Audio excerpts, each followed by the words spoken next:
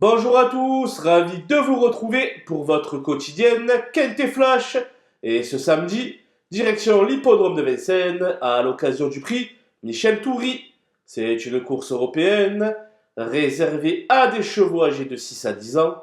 Ils seront 16 sur les rangs et vont s'affronter sur la distance de 2100 mètres, départ donné à l'aide de l'autostart. Une épreuve vraiment très ouverte. Les possibilités sont très nombreuses.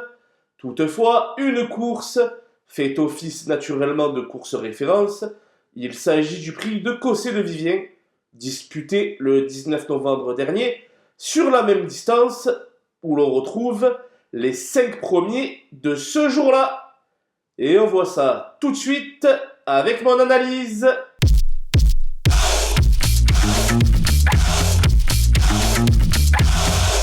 Allez, on attaque avec les bases et je tente un petit coup en plaçant en tête de ma sélection le 12 Have a Dream qui m'a bien plu lors de la course référence. Je pense tout simplement qu'il manquait d'un vrai parcours pour pouvoir faire mieux. Il peut donc cette fois-ci prendre sa revanche sur Unico Broline et Fanatic Flash qu'il avait devancé, d'autant plus qu'il totalise 80% de réussite dans les 5 premiers sur ce parcours.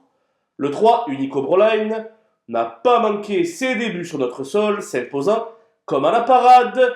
Évidemment, il peut vaincre une nouvelle fois, lui qui a de plus tiré un très bon numéro derrière la voiture. Le 4, Elliott de KO, reste sur une magnifique 4e place dans l'étape du GNT de Mokashi. Il a eu le temps de recharger ses accus, et avec Anthony Barrier, c'est tout simplement un 3 sur 3. Assurément, il dispose d'une chance solide. On poursuit avec les opposants, hélas Fanatic Flash, qui a réalisé un très bon début de meeting. Il est de tous les combats et s'est classé 2e de la course référence. Il faudra de nouveau compter avec lui. Le 16, Balsamifonte, possède les meilleurs partiels de la course clé. C'est une jument qui demeure assez spéciale, et on ne peut pas donc en faire un coup sûr. Cela étant, ses moyens sont évidents, et dans un bon jour, elle pourrait mettre tout le monde d'accord. Le 6, Hidalgo de Noé, a accouru en net progrès en s'emparant de la 3e place du toujours très convoité prix du Var à Léon Parilly. Son mentor l'a toujours tenu en très haute estime, et je le crois donc capable de se mêler à la lutte pour les premières places. Le 11, Sahara G-Burn, est le trotteur le plus rapide sur le parcours. Cela étant, il me semble qu'il a été devancé à la régulière dans la course référence. Il est donc plutôt à conseiller pour les places. Mon coup de poker sera le numéro 7, Bordeaux-S, qui est cette fois-ci mis en mode course et qui retrouve le patron au sulky. Mais il pourrait manquer d'une vraie course face à des rivaux aux dents longues. Il reste aussi difficile à retenir qu'à éliminer.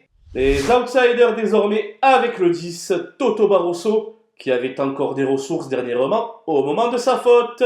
S'il parvient à se sortir de son numéro en dedans, il reste capable de faire un numéro. Le 13, Haribo du Loisir, est également un concurrent de grande qualité, mais qui reste souvent sujet à des sautes d'humeur. Ce sera mon second regret avec Toto Barroso, et s'il reste sage, il peut regarder ses adversaires droit dans les yeux. Le 5, Giant Chief, découvre un engagement de premier choix, mais force est de constater que sa forme est bien trop incertaine pour lui voir une première chance. Cela étant, la 5e place ne lui est pas interdite. Le 15, Oscar LA, est le 3e sous-loi au départ de cette épreuve. Je reste convaincu qu'il vaut beaucoup mieux que ce qu'il vient de montrer dernièrement. Il reste capable de causer la surprise. Le 8, Aging Référence, est de retour sur notre sol, sous la férule de Thomas Malmquist.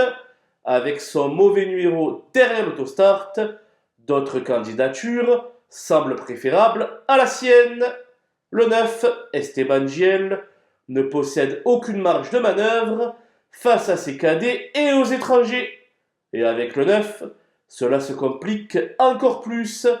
Il aura donc fort à faire pour se distinguer. Les délaissés avec le de Diego Sotone, qui aura sur sa route toute la coalition étrangère contre laquelle il lui sera difficile de rivaliser. La marche semble beaucoup trop haute pour lui. Enfin, le 14, Cicero TG, gardera ses fers en prévision d'un meilleur engagement le jour de Noël. En attendant cette course cadeau, mieux vaut le regarder courir ce samedi. Voilà, nous avons passé en revue les 16 partants de ce prix Michel Toury. Je vous laisse avec ma sélection et mes conseils de jeu. Bonjour à tous!